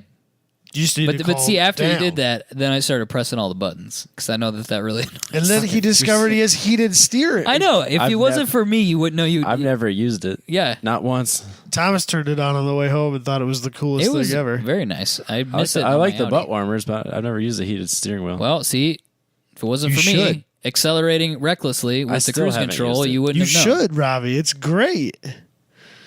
All right, I'll try it. Maybe I'll try it tomorrow. Maybe I'll try it on the way. Do it on the way home. Yeah. It's cold. It's out very there. nice. It's nice for your hands on a cold day. I feel it's gonna make my hands sweaty. It's only in It like might. it's only in like the proper driving position. Oh, the rest of this Oh, year is was not it? warm? Yeah. Only Thomas would like feel the whole steering wheel and be like, "Oh, at 12 and 6, there's no heat." Wow, amazing. This is amazing. This is amazing. It's telling you to hold your hands here. That is great thinking. Leave it to Thomas. No, Yep. I'll try it. But yeah, no, the transmission. Crap. Everything else. Nice. That's good to go. Should we move on? Let's do some news. Let's do the news presented by Petrolbox. What? No. GM has proven that automotive Christmas decorations are bad using science. And you should feel bad. You should feel bad if you have this on your car. Absolutely. Also, bah humbug. The only acceptable Christmas decoration is on your ricer when it's covered in Christmas wrapping paper. I saw, literally, here's the problem. Today, downtown, I saw 4 Civics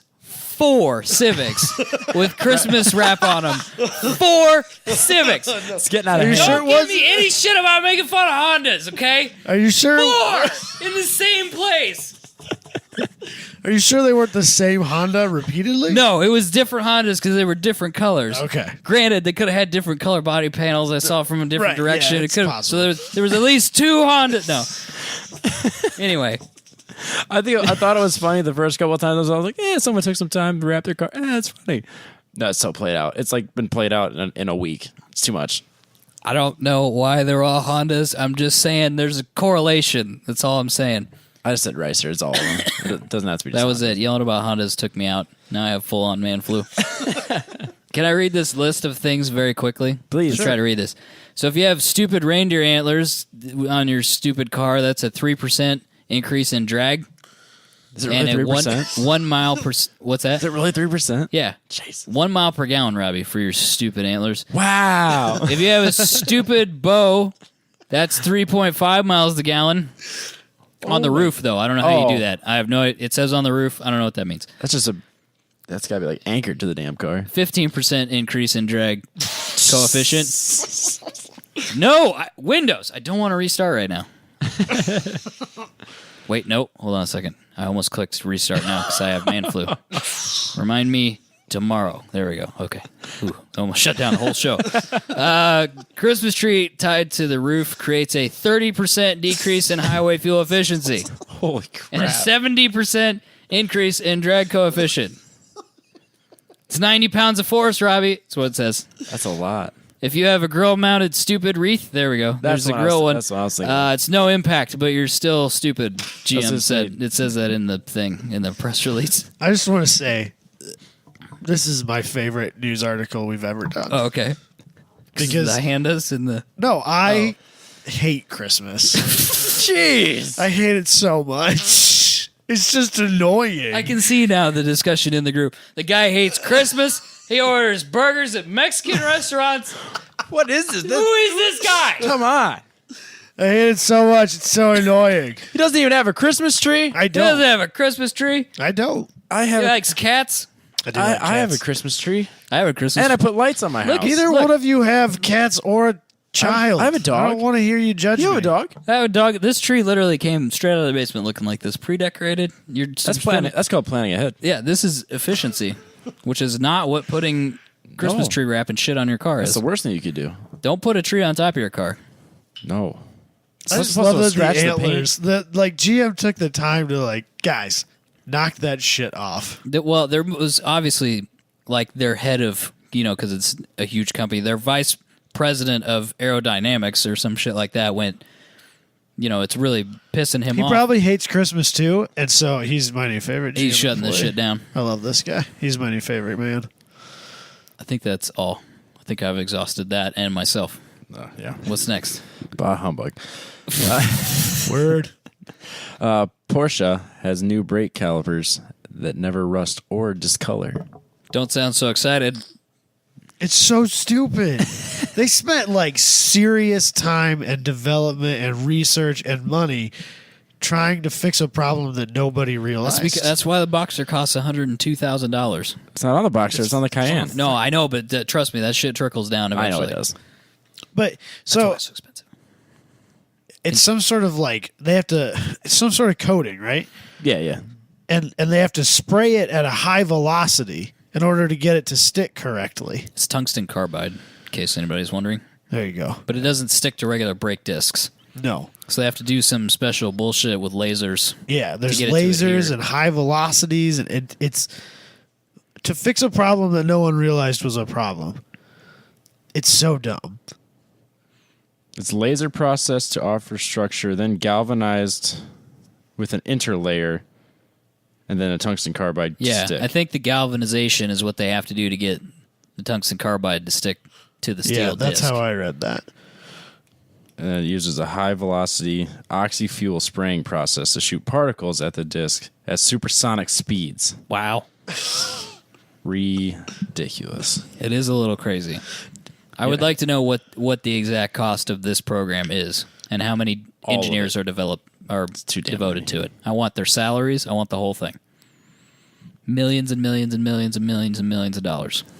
Have you ever looked at a brake caliper and thought, boy, that's ugly? Yeah, they need to do something more than just powder coat that for sure. The only time I've done that is if it's like Or brake rotor, excuse me. if it's been in storage. But it really Right. shouldn't be rusty. It But really you shouldn't drive be it a that half rusty. mile down the road and it's good to go. Yeah. One hard braking. it's Well, clean. see, I think the problem is a lot of people buy Porsches and then don't drive them. But this is for the Cayenne. Nobody's buying Cayennes for collectors. Listen, I'm trying to bail these guys out of what they've done here. I'm out of options. Sorry, guys. Your thing is ridiculous. It's so it's just. Oh man. It's cheaper than carbon ceramic brakes. So that's what they claim. It's significantly cheaper than carbon ceramic. They claim it stops as good or better. If it has the same heat dissipation, which I would assume that it probably doesn't because No. it's steel. So, yeah, this is useless. I tried. I couldn't find any way to save them from themselves. They just don't rust and they're super shiny. They're very, very shiny. Like a mirror finish. Yep, they're super shiny. So they got that going for them. Whatever. Okay, moving on. The coolest Supra of all time is for sale. Robbie, your Supra. I learned something about this Supra this week that really bummed me out. What'd you learn? It's not two Jay-Z's put together. No. Two Jay-Z's. Oh my God, Robbie. I went my It is whole a V12 out out of some Century. giant SUV. It's out of the Century. Yeah. Robbie. I went at least 10 years believing that. I don't know if I misinterpreted the article from Super Street or if I read it somewhere when I was younger in high school. I always went my whole my You're gonna adult have to, life thinking that was two Jay-Z's put together. You're going to have to give up cars now as a hobby. I really enjoyed cars, But, I think it's all based on a lie, though. I think I'm going back to rollerblading. I would if I were you Yep. at 30, At, almost 30. at this much disappointment and letdown is just too much to handle. Luckily, it's not too late to go back to school.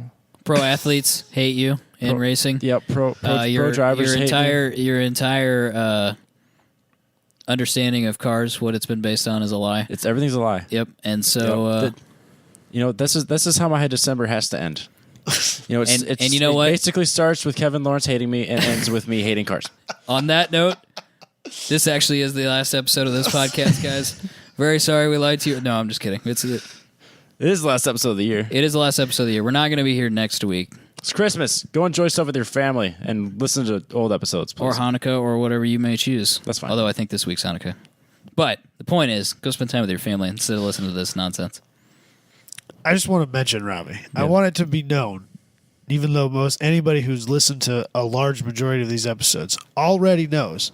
I tried to tell you that before, and you shut me down. on Oh, it. boy. I'm not buying it. Robbie- Because I Robbie's had not the listening same to facts. Super Street article or Super Street magazine that you had, Yeah. Robbie. And I read it, and I specifically remember him taking it out of another Toyota and putting it into that See, I don't car, remember. and then twin turboing it. Yeah.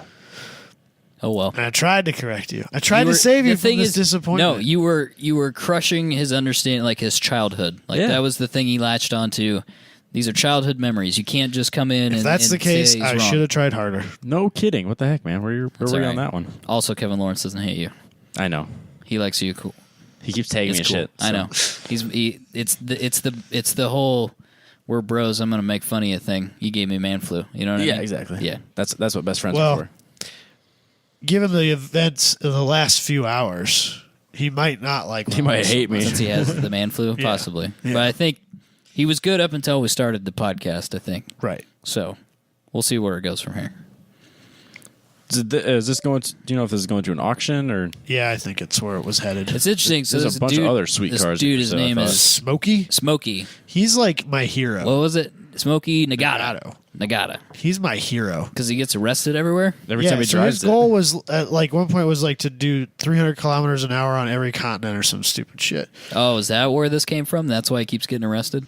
He also had a V8 one that was white that I think I actually like the look of better. I just like the motor on this one better. But he's done Fair. a lot of like huge horsepower, 4-digit Supras back when 4-digit power was crazy. Like 500 horse was impressive.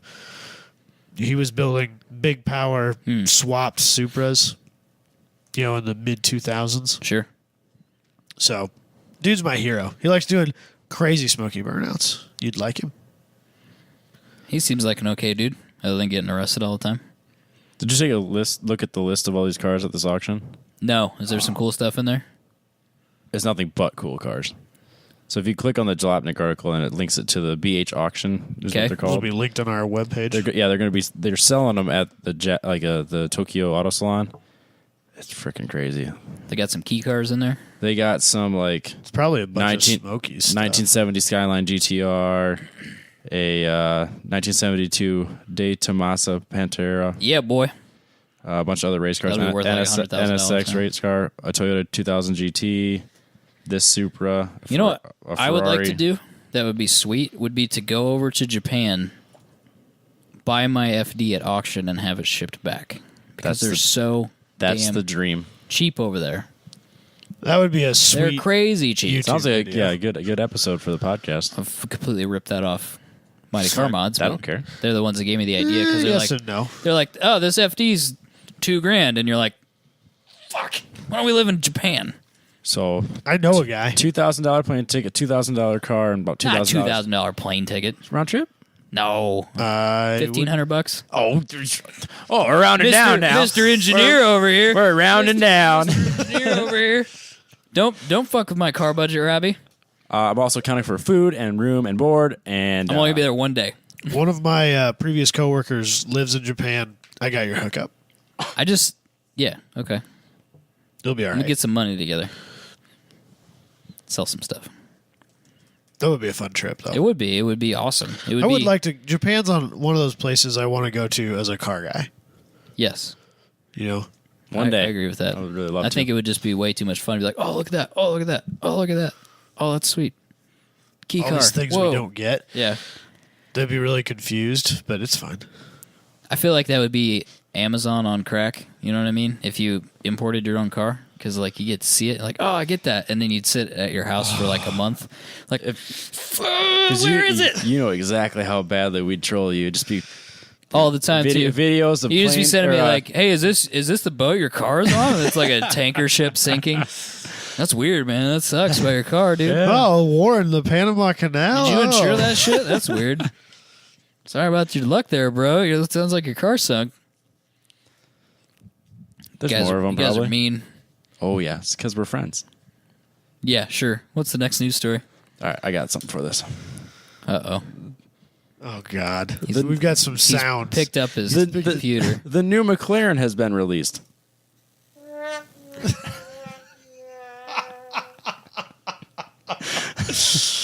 So mostly, You don't like it, Robbie?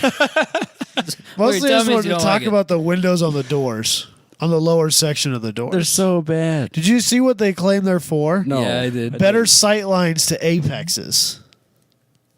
Maybe. Arguably. So here's the thing: the car is supposed to be like this hyper lightweight car. Yeah. Right? That was what it's designed around. It- So, opting for the window, the lower section of the door window option, actually adds weight. So that's not the lightest version of the car. Those are an option that you can get if you need or if you want to have more sight lines to apexes. Makes sense. But yeah, I'm not citing. Yeah, Like- so like- I'm not like, sold on this. Think idea. about sighting a rifle. I'm looking through it to see where I'm shooting. You're not looking through I that feel like- window to see where you're I feel going. like you're looking down and away from what's in front of you to look through a glass panel by your kneecap can't be the best way to do this. no. Well, yeah, but- You're You're not determining you're your supposed to be line. you should be looking ahead. You're not determining Yeah, at that where point- your line's going. At through that point, you window. should already be looking at the exit of the corner. By the time you can see the apex through the through the lower section of your door, you should be looking at the exit, I think. It's not looking ahead. You're looking where you are. Exactly. That's the first thing they teach you in autocross. So this is Look where you're going. autocross. This is autocross me, so I'm not, it might be a little bit different on tracks, I guess, but You don't open your door at the track. You're like, where the fuck am I? I haven't seen. I'm nowhere near this. I haven't apex. spent a lot of time at like regular track day stuff. Just most of my track experience is drifting, which frankly it wouldn't surprise me. Someone's opening doors on a drift circuit, It's all about the show, bro. right? That And it grid made more life, sense in a drift car. which Actually, it would make a lot of sense in a drift car. That's the new thing, dude. Going clear doors. Changing the game, son. McLaren did it first. Carbon fiber doors with glass at the bottom. Oh, shit. Lexan. Oh, shit. Fearhout Shit. composites. Shit. Shit, son. Fuck yeah. Shit, son. Change the game. Fear out Drift team. composites. We got to come up with a stupid drift team name, though, like Avenger Drift Academy Fuck yeah. Group affiliation. It's gotta- Make it an Instagram page with It's got to be 120 something followers on about it. like Armageddon or Armacarden Drift Apocalypse. Deuteronomy. Deuteronomy Academy Drift. It's gonna get biblical. Why do people start drift teams, man? What are you doing? What are you doing? It's not a team, man. It's not a fucking sport. Like, what's going on here? Three guys together and we're a team. No, stop it. That drives me nuts. It's like, I already follow your Instagram. Like, I'm watching you build your 240. Relax, bro. What's the drift team for, man? What are we doing here? I don't know why that bothers me so much. It's Just find weird. it to be I'm dumb. with you on that. But a lot of skating people did that. Oh, really? It was a thing in skate. There were crews. Blader gang worldwide. Right. Yeah. Exclusive. Yeah. Yeah. I never got Enterprises. it either. But anyways, this McLaren, I do like that it is literally form over function, or function over form. Sorry, backwards in my head. And that they literally only cared about fast lap times. They could give a shit less about how it looks, clearly. But I think until it proves itself on track, I still think it's horrible. I think it looks fine from the front and fine from the back, but it looks really weird from the side. And it looks really bad in orange. There's a picture of one. I think it's in dark blue or maybe black. It So doesn't- much it better. Looks. It's kind of Well, like yeah, it's but- hiding all these flaws. A little Yeah, bit. because it better. looks like the nose. It looks like it has a nose that sticks out in front of it because of from the side, because of those black pods where the headlights are. right. And I don't think it's as bad as it looks. I bet. Excuse me again. I bet that car looks way better in real life than it does in pictures. I wouldn't disagree with that either. But yeah, the pictures are not doing it any favors. No. And from That's what, straight on the side. Well, I really am. Come on, dude, get That's straight good. on the side shot to show the windows. It looks really terrible, and then Yeah. the window looks tacky too. But if they was not a like good turn look. it, if they turn it a little bit, so you get kind of like a front corner, it looks way better that way. And the back looks aggressive. It looks Maybe not great, but it's it looks McLaren. it looks aggressive. It, I like. it fits the rest of their design style, which I like. I kind of like the back of it, but I mean, yeah. Facts on this car. Should we do some facts? okay, It's got a 4-liter twin turbo V8, Like they all do. 700 and no, I think the rest of them are Oh, no, they're 3.8s. 3.8s, aren't Yeah, yeah. 478 horsepower, with none of that electric wizard bullshit. 478? Or 789, Okay. 789 for horsepower with no electric motors at all. It's just Don't need that extra weight. don't need that. It only weighs 2,641 pounds. It's right in there with the original F1. They said that's a dry weight though, so I don't know what it Oh, weighs really? with fluid in it. I don't know why you would give a dry weight on a car. Seems like a useless measurement. Great, I'm going to run it without any fluid in the 'cause that- radiator. that's So how Who Sounds needs good to me. oil or oils coolant or for losers. gas? So anyway, 2641. It's pretty light. So 2,800 pounds, 2,850, you know what's lighter than that? 2,900, You know what's lighter than that? 240 Rob, SX. 240 240. SX. Even more so. And you know what it's not made out of? Carbon fiber. Doesn't have. It doesn't need carbon fiber. It's still light. Yeah, but he's Imagine gonna if it was. Yeah, he's gonna make a carbon fiber That's what I'm 240. getting at. It's gonna weigh 1,800 pounds. It's gonna change. the game. Nissan didn't Change the Nissan didn't Change the need game. fancy things like carbon fiber to make their cars light in the 90s. Shit's getting biblical.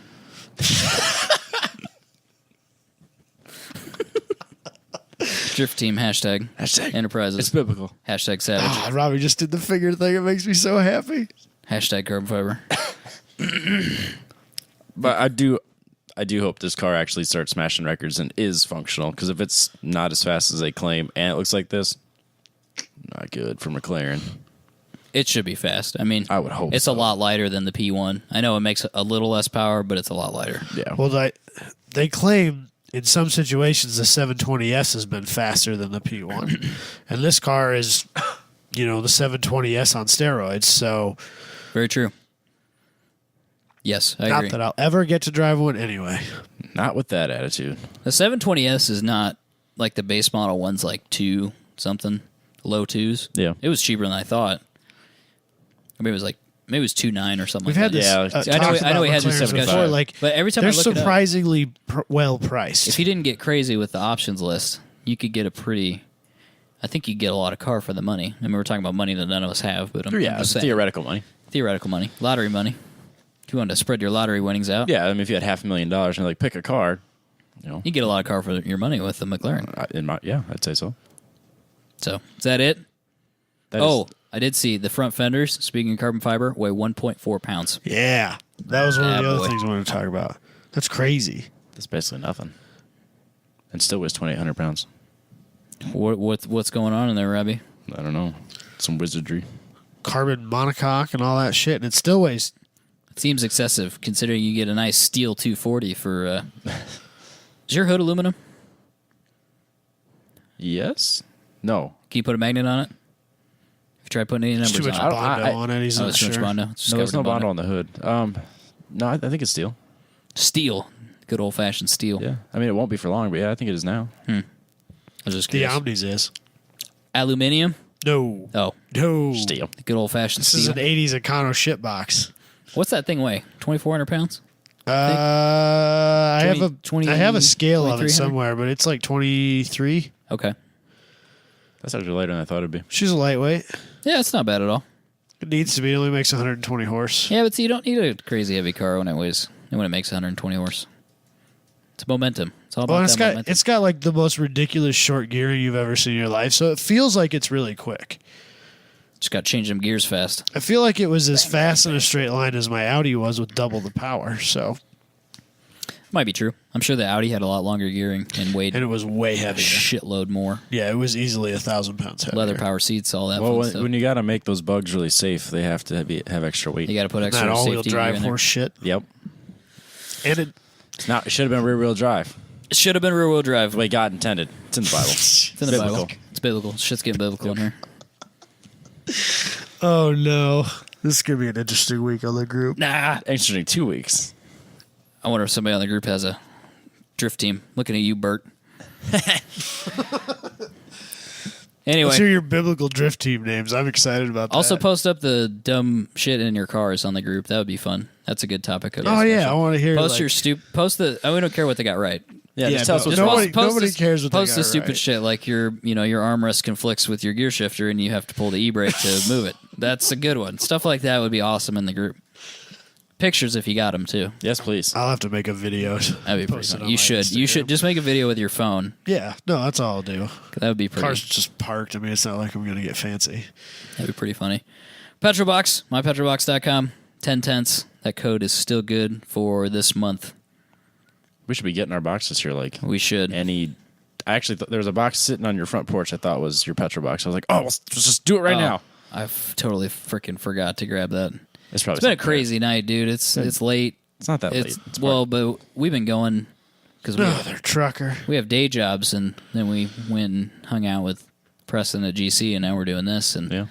it's been like another job today. I have another hour before I get home. Yet. Yeah, I know. We should wrap it up. Petrolbox, 10 tenths. That code's still good for $7 off your first box. I don't know when that's coming down. If you guys want one, you should snag it soon. I can't believe you haven't got one already. Really, You're getting signed up for January, you definitely should. and they've been getting better every month that we've gotten them. Yeah, they're Pretty awesome. rad stuff in them, so it's just fun.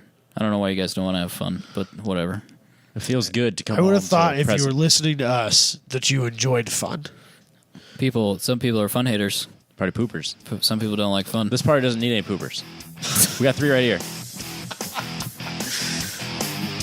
Shit's getting biblical. See you next. Yeah.